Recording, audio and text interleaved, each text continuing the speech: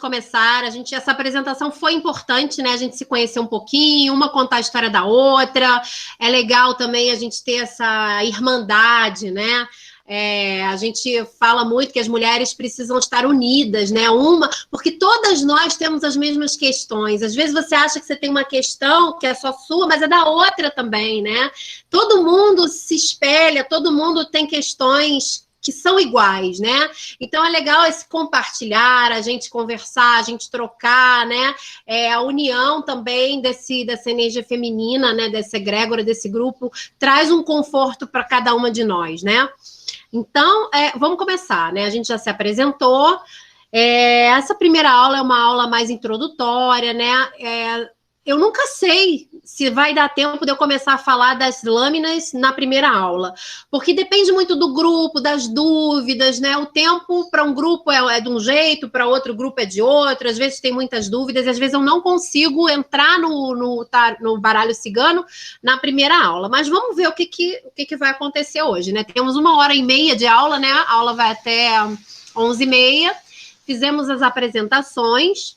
E eu queria começar falando sobre o baralho cigano e a egrégora cigana mais profundamente agora. Bom, o baralho cigano, ele contém 36 lâminas. Como disse a Adriana, é bem diferente do tarô, tá? Não tem nada a ver, não dá para você fazer analogias de um com o outro, porque ele é muito particular, o baralho cigano, tá? Ele é muito particular. Esse aqui é o meu baralho cigano. Não sei se alguém tem um baralho igual o meu aqui, ó, com a Santa Sara nas costas. Opa, lá, a Mariana é igualzinho, né? Bem parecido. Então, deve ter as mesmas lâminas. Então, tem aqui, né, o baralho cigano com 36 lâminas. Santa Sara, já que eu falei dela, né? Quem é Santa Sara? Santa Sara é a padroeira dos ciganos, né? A padroeira é que abençoa o povo cigano, que abençoa a egrégora cigana, e reza a lenda, né, para quem não sabe, que ela é neta de Jesus com Maria Madalena. Alguém sabia disso? Que ela é da egrégora crística. Então, Santa Sara, neta de Jesus Cristo. Aí tem gente que vai falar assim, nossa, mas Jesus... Tá, eu tô falando, reza a lenda, que existem até filmes que falam sobre isso, que Santa Sara é neta de Jesus com Maria Madalena. Então tá aqui a padroeira dos ciganos, vinda da linhagem crística, né? Isso reverbera muito comigo, muito, muito, muito. Então ela tá aí para abençoar, né, esse povo andarilho, o povo cigano. E se a gente for pensar bem, o que Jesus fazia, né? Ele ia de lugar para lugar levando o ensinamento dele. Jesus Cristo era um andarilho. Olha isso. Não é verdade? Ele não tinha lugar. Ele ia para um lado, para o outro, para o outro. Ele era um grande alquimista, um grande andarilho. Reflitam sobre isso, né? Para a gente desconstruir algumas coisas, né? Então, Santa Sara vem da linhagem crística, tá? Se você está aqui hoje é porque você também tem uma ligação ancestral com esta linhagem, tá? Então, ninguém está aqui por um acaso. Se a gente gosta do povo cigano é porque a gente tem uma ligação lá atrás. Reflitam sobre isso também. Eu gosto muito de pedir reflexão, né? Eu gosto muito de pedir para a pessoa pensar, refletir. Faço muitas perguntas, porque eu acho que é importante essa interação. Então, falamos de Santa Sara, padroeira dos ciganos, vinda da linhagem crística, o baralho cigano com 36 lâminas. Existem alguns baralhos ciganos que têm a imagem e tem a cartomancia, que é o naipe, né? Só que o baralho cigano mesmo, a gente vai estudar a imagem. Por quê? Porque o baralho cigano não é a cartomancia. Cartomancia, que tem o naipe de copas, paus, espadas, é outra coisa, é outra leitura.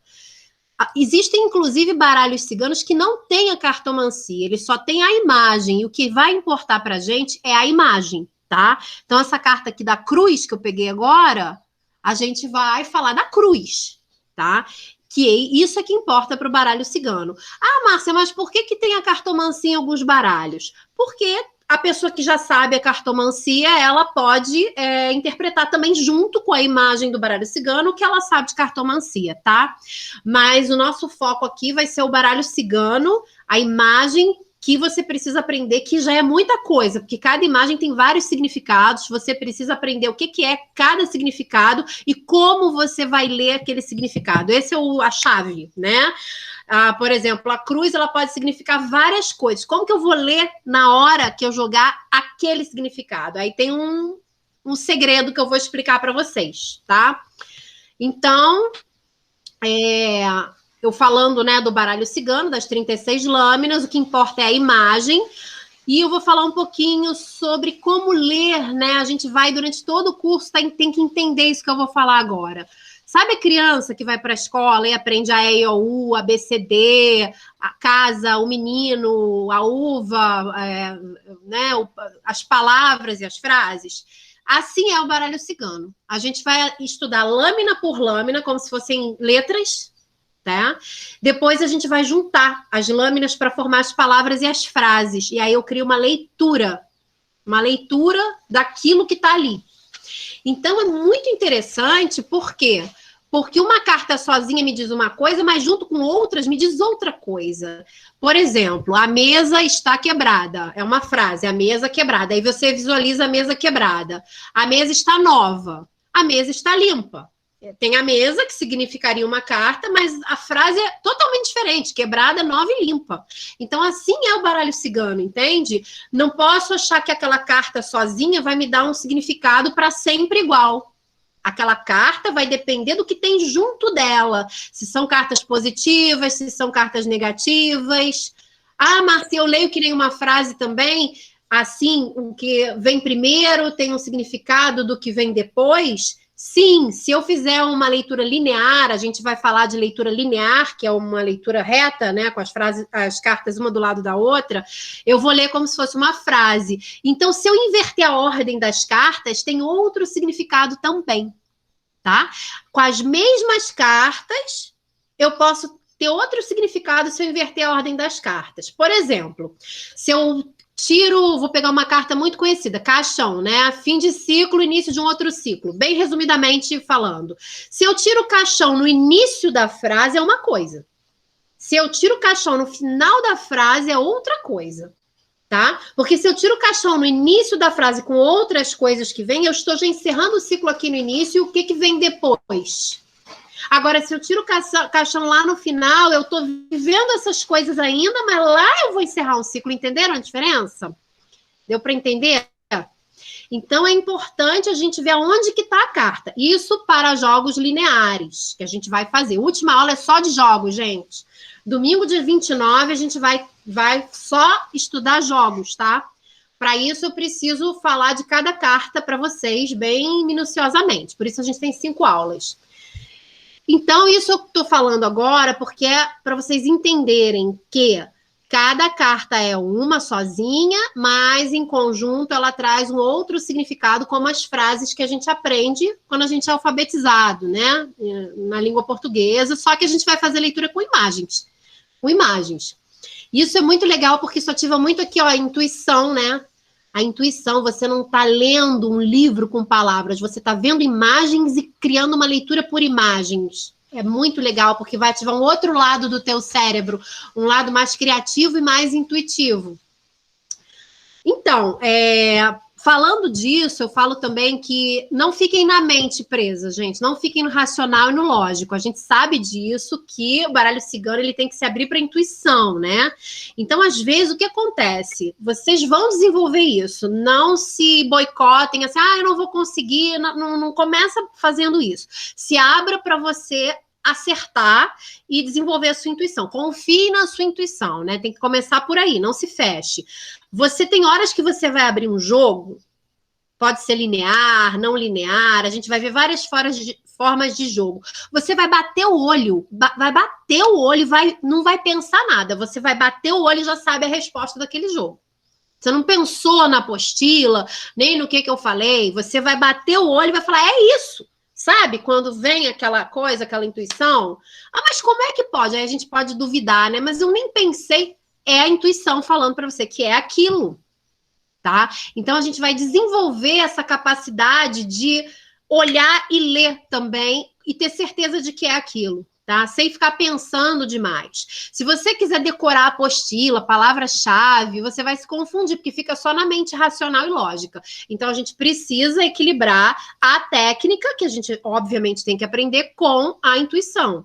Precisa abrir o coração, precisa abrir intuição e olhar e fazer a leitura. Isso é muito importante. Então, confiar na intuição de vocês. Desde hoje, eu já vou começar a pedir para vocês começarem a tirar uma carta para vocês, olharem para aquela carta, ver o que ela significa. Mesmo que a gente não tenha estudado, vai lá na apostila, lê ela, vê o que ela te diz, tá? E começa a fazer essa conexão com as cartas no teu dia a dia, para você ir desenvolvendo essa intuição, para quando chegar a hora de você abrir uma mesa real, por exemplo, onde você abre as 36 cartas, você saber como que você vai fazer a leitura. Mas calma, mesa real só na última aula, tá?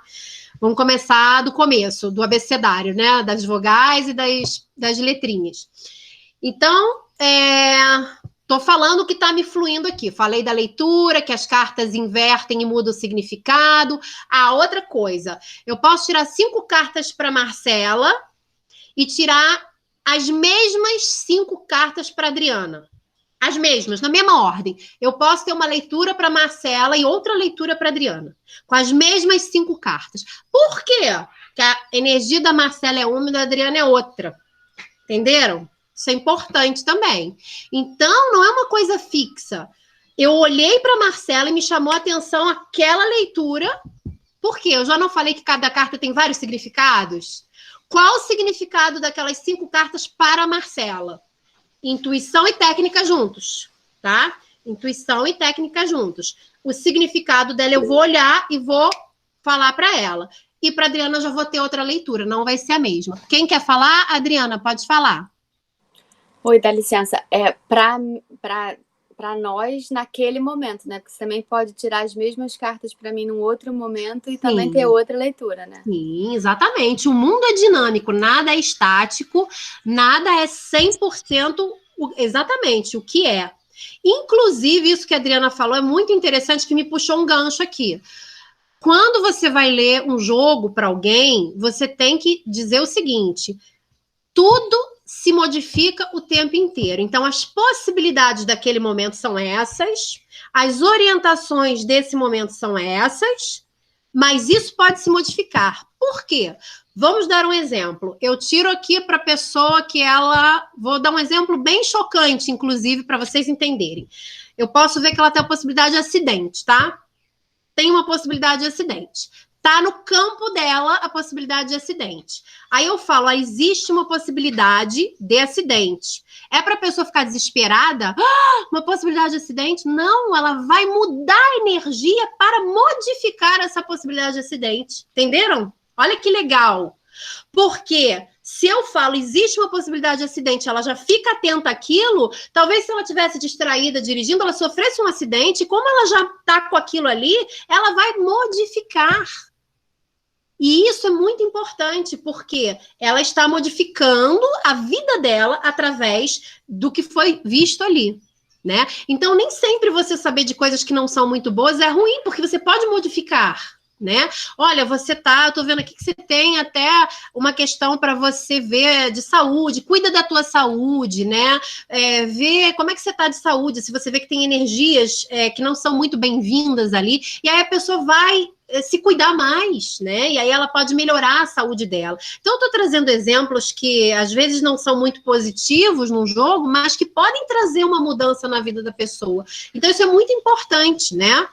O que você mostra ali são possibilidades, orientações. Às vezes a pessoa me pergunta assim, eu quero saber se eu me separo do meu marido. Aí eu falo assim, eu vejo as possibilidades e falo assim, olha, é isso, mas não sou eu que vou dizer que você vai se separar do seu marido, não.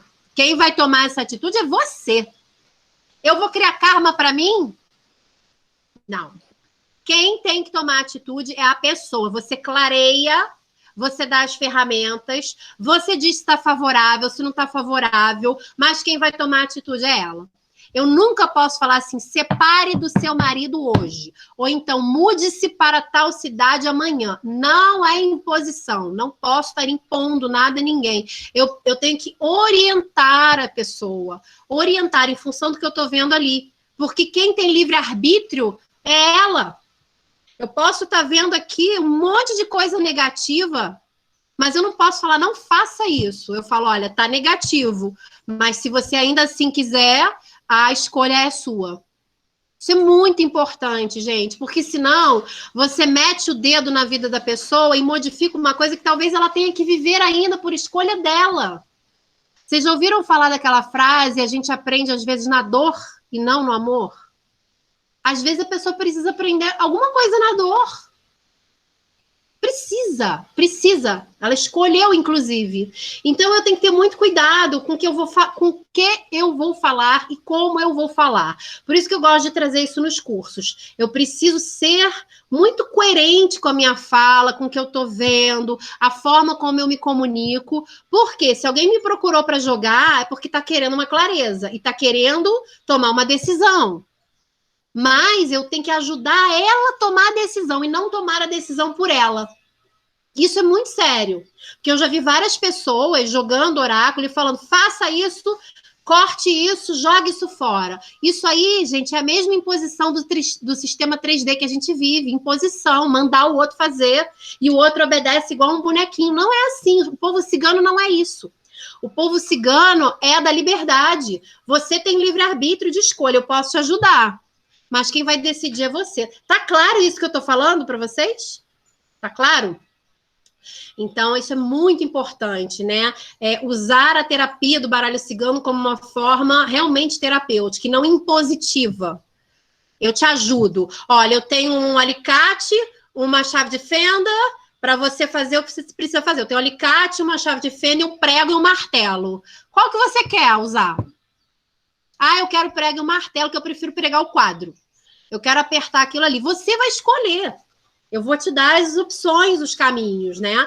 Então, isso tudo é importante, né? Para a gente desmistificar essa coisa, assim, de que, eu estou vendo uma morte aqui que vai acontecer. E aí, aquilo, a pessoa fica desesperada. Pior do que quando começou, não é assim que funciona. Não é assim que funciona. Eu preciso ajudar a pessoa, mesmo que meu jogo apareça coisas positivas, eu tenho que chamar a atenção para ela modificar aquele cenário. Porque a gente entende que nós podemos modificar a nossa realidade, certo? Com a nossa intenção, com a nossa vontade. Eu posso modificar a minha realidade. Isso é muito importante, né? Então, eu gosto sempre de falar isso na primeira aula, a forma como vocês vão jogar, o olhar que vocês vão ter.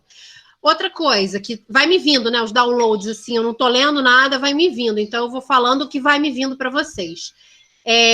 O baralho cigano deve ser consagrado. O que é consagrar um baralho? Tornar sagrado.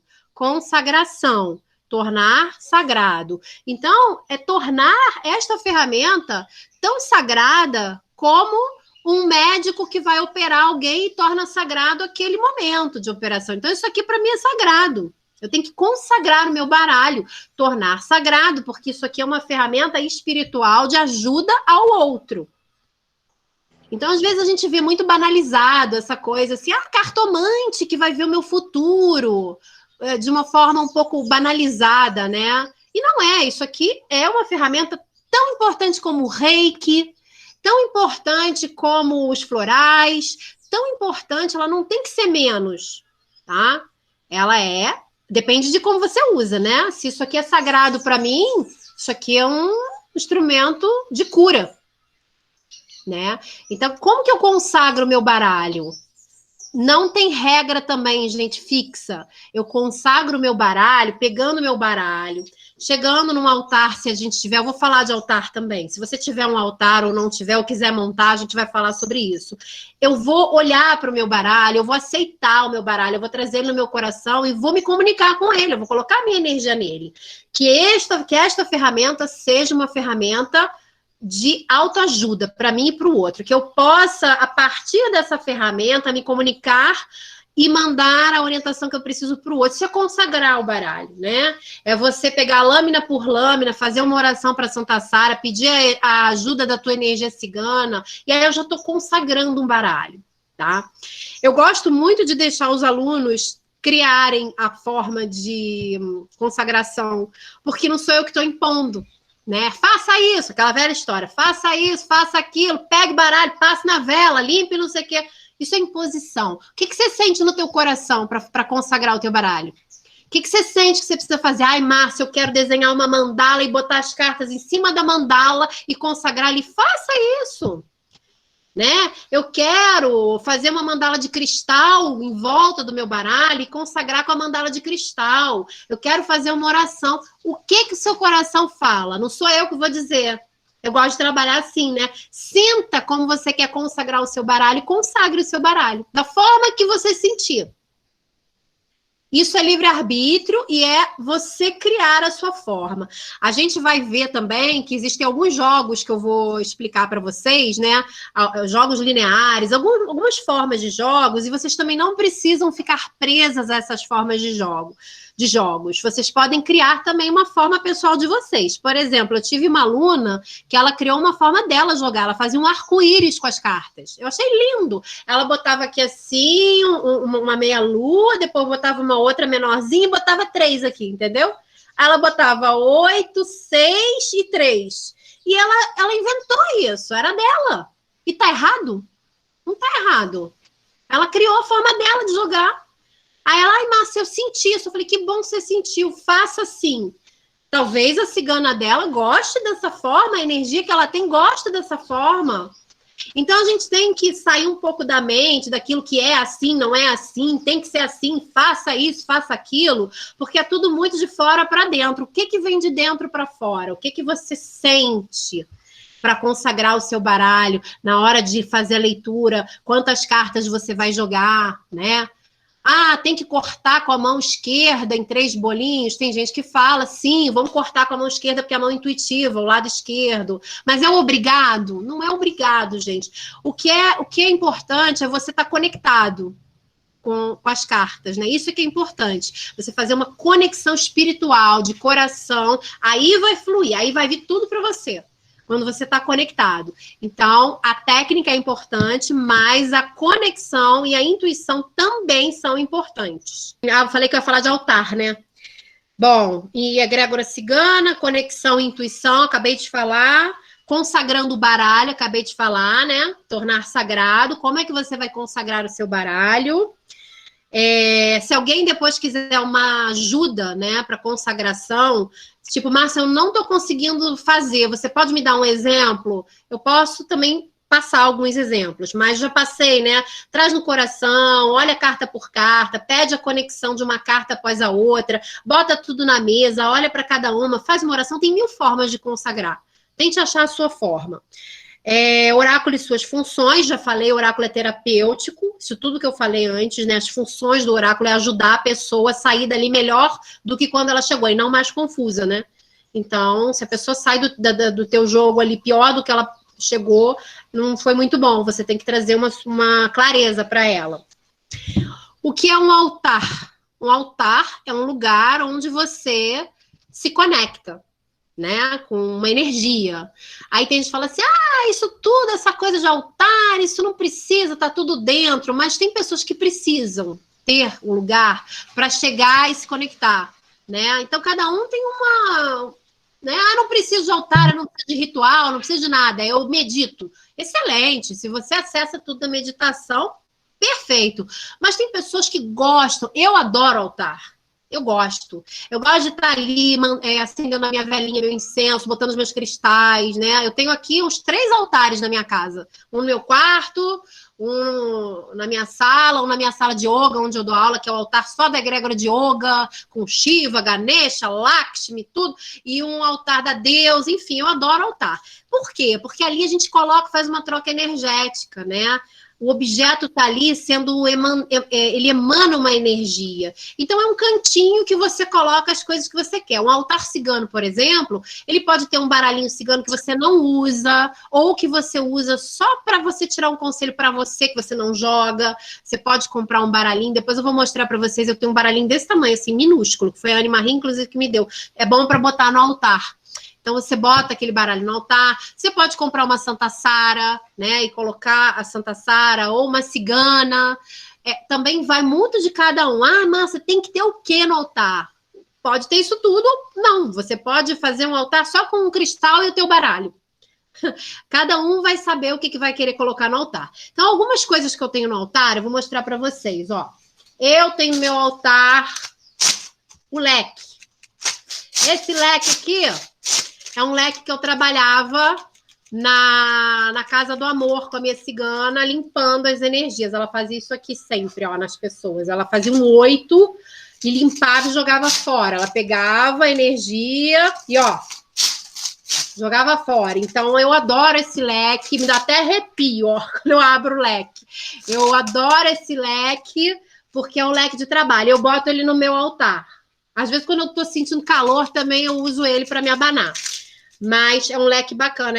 Eu gosto de leque. Eu trabalhei muito com leque quando eu trabalhava na Casa do Amor. Aí eu tenho a Santa Sara, aqui, ó, que eu comprei, que eu gosto de ter no meu altar. Eu tenho um casal de ciganos aqui, que eu ganhei de presente. É um casal de ciganos. Dá para ver? Tá dando para ver?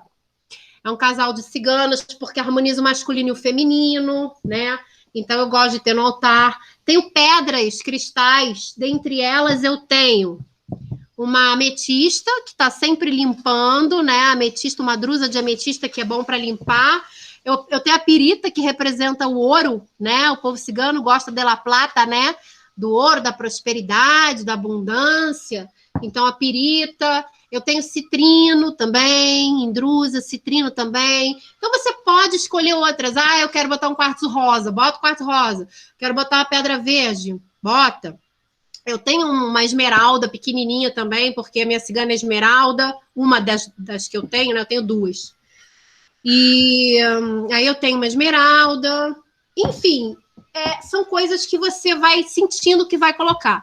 Eu gosto de colocar no altar também os 4 elementos. Um incenso representando o ar, a pedra que eu já falei representando a terra, uma taça com água. Tá aqui, ó. Uma taça com água, representando o elemento água. Um atame, que é aquela espadinha para limpeza e corte de negatividades também. E uma vela, que de vez em quando eu acendo para representar o elemento fogo. Então, terra, água, fogo e ar. Terra, cristal, água, taça com água, fogo, a vela e o ar e o incenso. Eu gosto de ter os 4 elementos também harmonizando ali. Então, gente, vocês já viram quanta coisa. Leque, cigana, Santa Sara, pedra, incenso, né? Isso aqui também é legal. É um pote da fartura, tá? Aqui, ó, deixa eu chegar bem perto. É um potinho de vidro que você bota feijão, amendoim, ervilha, lentilha, cravo, milho. E aí você bota e fala e pede, né, para nunca faltar o alimento na tua casa, né? É o pote da fartura, da prosperidade. Eu boto no meu altar também. Isso aqui tem anos, está aqui intacto, ó. Juro, intacto. Tudo dentro, fechado. Aí o que eu digo, ele tá fechado, não tá nem com... Ele tá intacto, tem mais de... Acho que tem uns 10 anos, gente, juro pra você. Aqui, ó, perfeito, tá? Então, esse pote da prosperidade que tá sempre emanando a fartura e a abundância na vida da gente. Então, eu dei algumas dicas para vocês de como vocês montam um altarzinho. Se vocês também tiverem uma outra ideia de vocês, não se preocupem, podem colocar, né, no altar, desde que tenha relação com a egrégora cigana, né, gente? Você não vai botar uma coisa que não tem nenhuma relação com a egrégora, né? Porque você está trabalhando com essa egrégora, que é a egrégora espiritual. Alguma dúvida sobre altar? Tranquilo? Alguma pergunta? Posso continuar? Acho que para a parte introdutória já consegui falar o que eu estava querendo, né? Falei de Santa Sara, falei das cartas, da forma como a gente joga. Deixa eu ver se eu esqueci de alguma coisa. Cigana, esqueci de alguma coisa? Tem mais alguma coisa para falar? Tem mais alguma coisa para falar? Tem. Ela está dizendo que tem. Você precisa ter uma mediunidade para trabalhar com baralho cigano necessariamente? Não. Você pode trabalhar com a sua intuição e com a sua técnica que você aprendeu. Mas, se você quiser trabalhar a sua mediunidade, é bem-vindo. Se você quiser entrar em contato com a egrégora cigana, convide a sua cigana. Foi essa mensagem que veio, tá? Você precisa querer. Você precisa estar aberto para isso. Algumas pessoas aqui já trabalham, né, na Umbanda, eu já incorporei cigana, já trabalhei atendendo. Enfim, basta você querer, se você quer, você saber se você quer se conectar com a egrégora cigana, de receber. Às vezes não precisa incorporar, gente, é só receber a mensagem. Por exemplo, eu estou aqui, eu não estou incorporada, mas eu estou recebendo conexão, né? Estou recebendo a conexão da cigana, que está sempre colada do meu lado, segundo algumas pessoas. Eu chego nos terapeutas, às vezes, para fazer reiki, para ser atendida, e aí o terapeuta fala, nossa, você está com uma cigana do teu lado. Eu falo, deixa ela, que ela está sempre comigo, deixa ela. Então, é assim, a gente pode apenas canalizar, a gente pode apenas receber insights, né, da egrégora cigana, tá? Então, eu acho que fechou agora com relação ao que eu queria falar nessa aula introdutória.